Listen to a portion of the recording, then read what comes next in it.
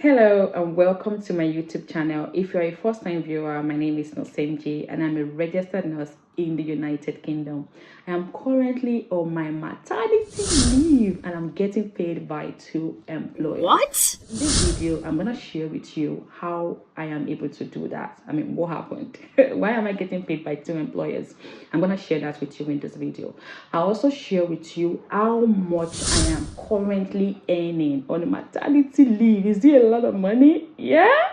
I'm going to discuss that with you in this video. I'll also share with you what are the things that you need to do immediately you discover that you're pregnant in the United Kingdom. Yeah, you need to know these things.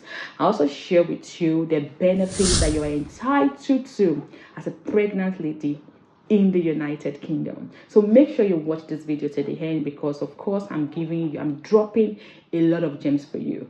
We're going to talk about the very common maternity terms that you hear. You hear about occupational maternity pay, statutory maternity pay, SNP, OMP, and also maternity allowance. Who is entitled to this benefit? Yeah, who qualifies for this benefit? What are they about? We will discuss it in this video. On this channel, I always share reliable information, okay? And I also share lifestyle vlogs, yeah? So if this kind of information interests you, make sure you subscribe to this YouTube channel and turn my post notification bell on.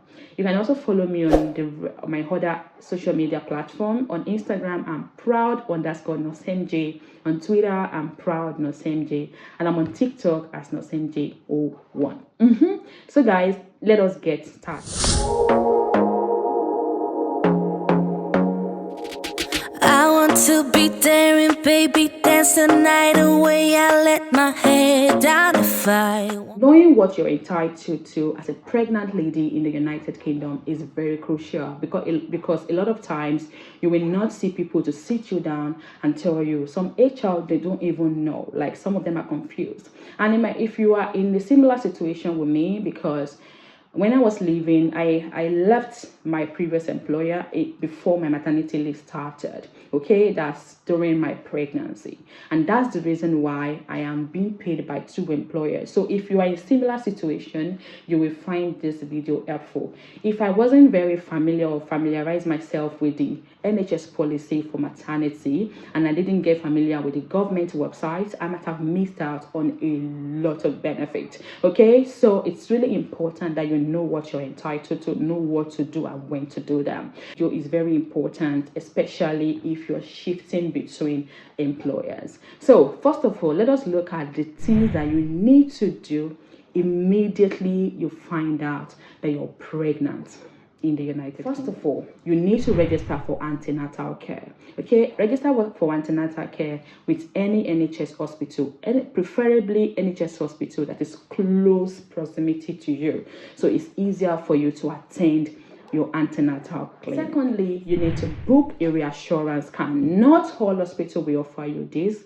but if you see the option, go for it. And of course you can request for a reassurance scan. So what's a reassurance scan? Simple, like the name states, reassurance. You are to reassure you that your baby is there, your baby is growing, is beating. Yes, you have a baby growing in you. So that's what your reassurance scan is about. And then thirdly, you need to inform your employer. So this is not a case where you hide pregnancy from anyone, or you can, well, maybe you can be successful in hiding it for your colleagues, yeah, but you need to tell your employer, you need to tell your manager that you're pregnant. And this is because there's certain risk assessment that they need to do for you at each stage of your pregnancy, yeah. And if you don't tell them, how will they know? Okay, so of course it is confidential, you can keep it confidential, but your employer needs to know for your own safety. You need to make certain reasonable adjustments for you at work. There's certain shifts that you can't take, there's certain roles that you can't involve yourself in, or certain procedures. In my own case, I worked in the theater and I was excluded from cases that involved taking x-ray or using laser machine. I was excluded from cases that are extremely long, yeah, and really stressful, yeah, because my baby's health is of optimal priority.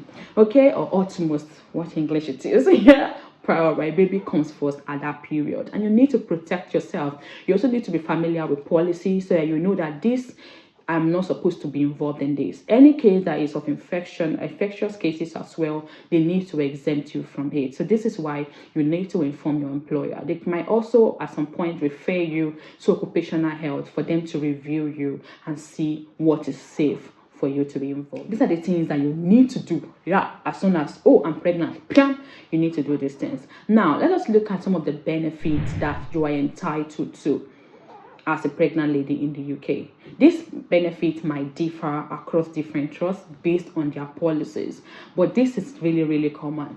The first one is, of course, you are entitled to paid time off for antenatal care. So if you have antenatal appointment at any time at all, whether it's planned or unplanned, all you need to do is tell your employer you have so appointment on this particular time and date.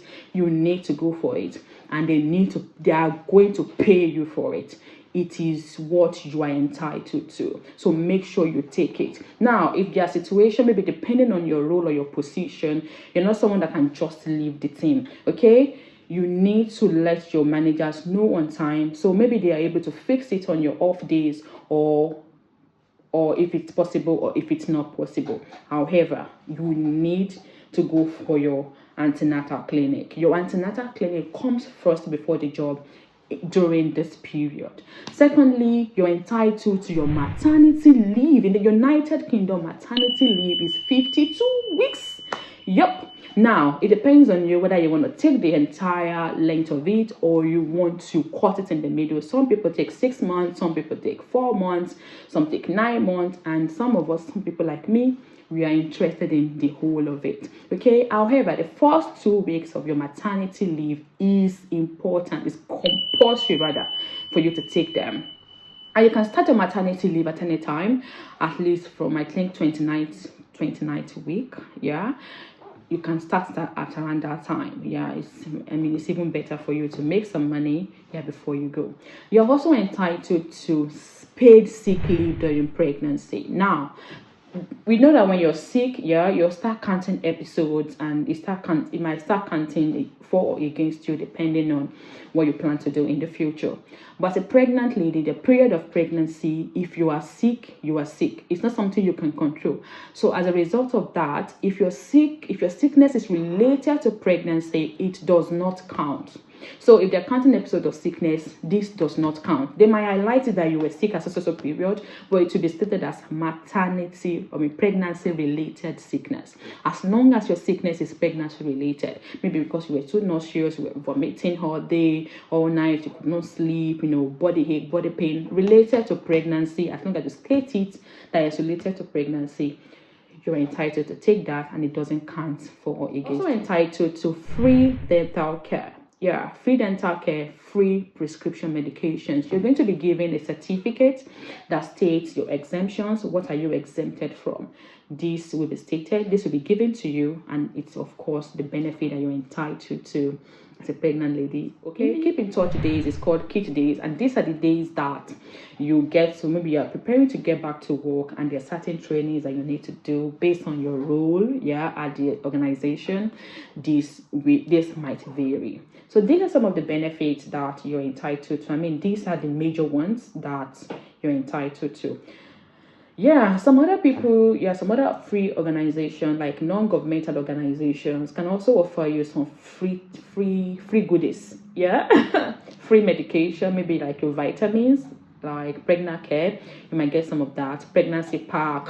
You have access to mobile apps that you can use to monitor your pregnancy. They give you free exercise updates that you can do at each stage of your pregnancy, and how to just ensure your safety and your health during pregnancy. Applying for maternity leave, you can apply at any time, like I said earlier, but preferably after 20 weeks. Okay, the reason why I'm saying after 20 weeks is because after 20 weeks you get a form that is called MAT B1. This MAT B1 is part of the document that you need to attach to your maternity leave/pay application, and you only get it after 20 weeks. And where do you get this form from? You get it from where you're getting your antenatal care. Okay, they're gonna issue it to you very easy, very quick, very fast. Okay, no questions, no major questions asked.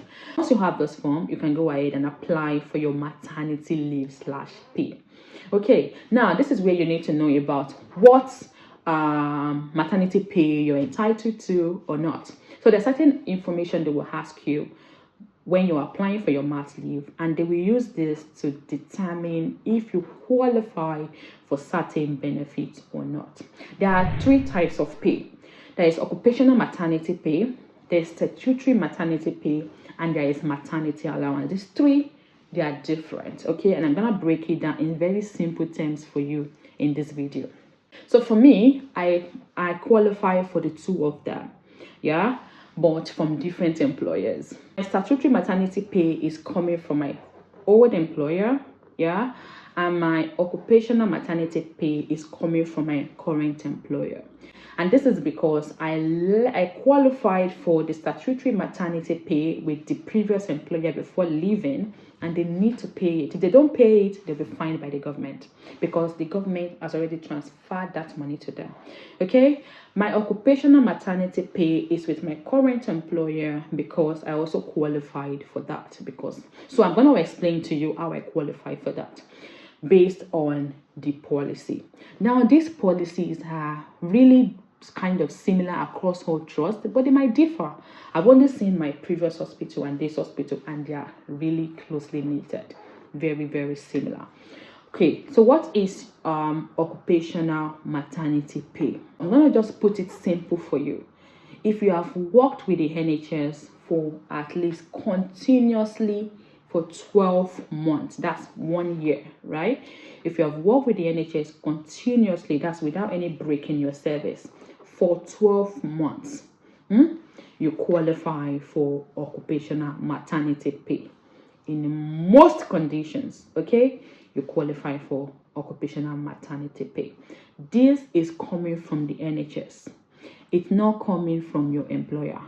It's coming from the NHS. The NHS, because you have worked with the NHS for at least 12 months in service, and me, I have worked for NHS close to 5 years now, right?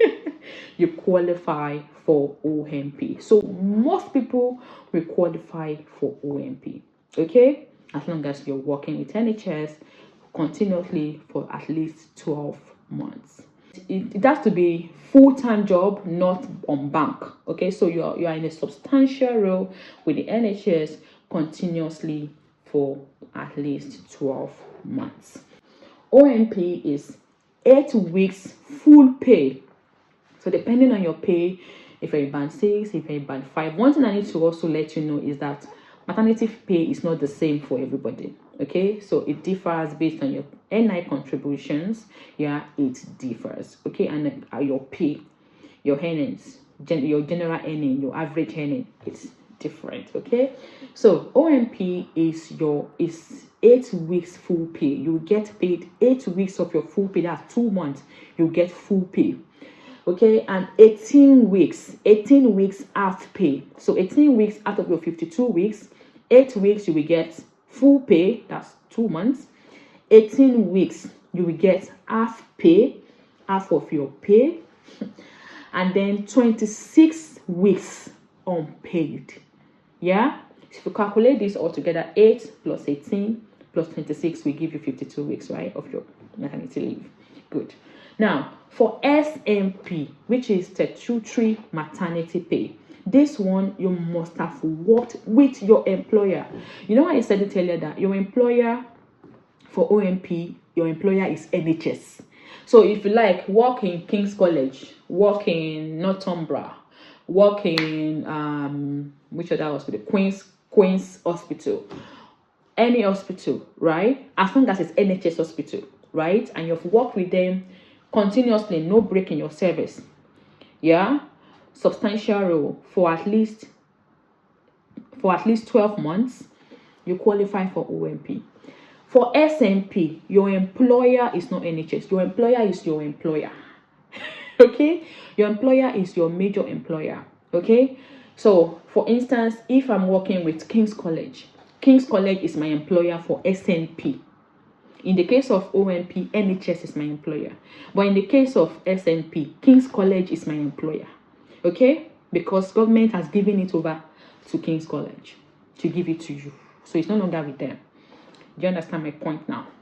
So SNP, simply know that that means you are a staff with your employer. Staff, SNP, S for staff, right? With your employer. Okay? So for SNP, you must have worked with your employer for 26 weeks up until the 15th week before your expected week of childbirth, which is EWC. Expected week of childbirth is the week that your expected date of delivery falls into. Okay, so that means that you have worked with them for 26 weeks up till the 15th weeks before your expected week of childbirth. Okay, so just know that is the major, you have worked with that employer for the major parts of your pregnancy, which is why I qualified with my previous employer for SNP. Okay, I hope you understand that. You also need to be on their payroll. Of course, you're on their payroll if you qualify if you are within 26 weeks, right? You're on their payroll and you have enough national insurance contribution. I was also told that there's a lot of contribution that also adds up to you, how much you get paid during maternity leave. I don't know how true that is. And also I was also told that your sickness leaves might also impact it. But the ones during pregnancy, SNP is 6 weeks. You'll be paid at 90% of your average weekly earnings. Okay, so you calculate how much you are earning per week. Okay, so you will be paid 6 weeks at 90% of your average weekly earnings. 6 weeks. 33 weeks will be of SNP, or 90% of your average weekly earnings. Whichever is lower. So SNP is being determined by the government. How much you get paid determined by the government based on how much is your average earnings. I will tell you the things that you need to get, like you need to have if you are changing your employer during your mat leave. Or before you start your mat leave, I will tell you before the end of this video. 13 weeks will now be unpaid. That calculates your 52 weeks. If you qualify for both, that means you qualify for OMP and SNP. This is what you will get. You will get 8 weeks of full pay plus, of course, that includes your SNP. Okay, so 8 weeks of full pay and plus your SNP. You get 18 weeks half pay plus your SNP, and you know that SNP is like 90% of your average weekly earnings. 18 weeks half pay plus SNP, you get 13 weeks SNP, and then you get 13 weeks unpaid leave. So it means that 13 weeks of your maternity leave will be unpaid if you qualify for both. What is the best thing for you to do? You will split your payments across your maternity leave. So if you're using 4 months, break it across the 4 months. If you're using 9 months, break it across the 9 months. Spread it across the 9 months. If you're using 12 months, spread it across the 12 months. So you don't have 1 month that will be too low, or you have 1 month that you don't get paid at all. You will just spread the payment, and you will include this when you are applying for your mat leave. Easiest way for you to calculate if you qualify for these two, if those things are confusing you, the easiest way for you to calculate if you qualify for OMP or SNP or both is to use the government calculator. So once you click on this website, you will be asked simple information like you'll be asked for your baby's due date, you'll be asked for your employment status, when did you start your employment, who you have worked with, when did it end, you'll be asked for how much you earned. These are the sort of information that you need to provide when you want to use this calculator. You can also put this link in the description so it is easier for you. If you don't qualify for SNP or you don't qualify for OMP, Usually, if you don't qualify for these two, so what do? You need to then apply for maternity allowance. Maternity allowance is only for those who do not qualify for SNP. Maternity allowance is very similar to SNP. The only difference is that it comes from the government. So just know that your maternity allowance is coming from the government.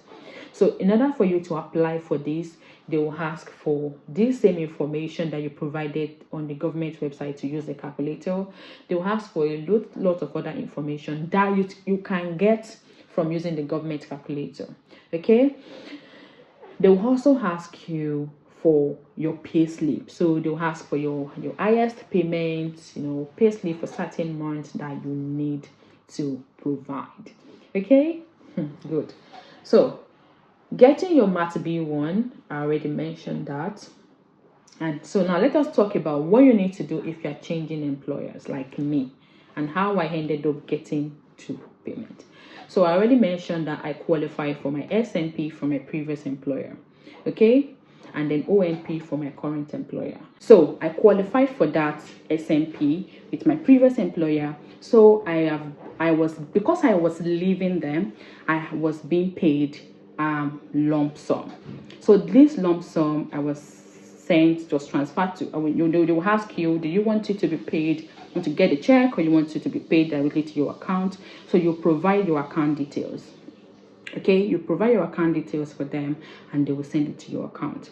But I had issues because the HR and my managers, they were just transferring me to each other. But I was sure that I qualified for this because I used the government calculator. So a few weeks after I left the employer, they sent me, and I was already preparing to apply for my maternity allowance with the government.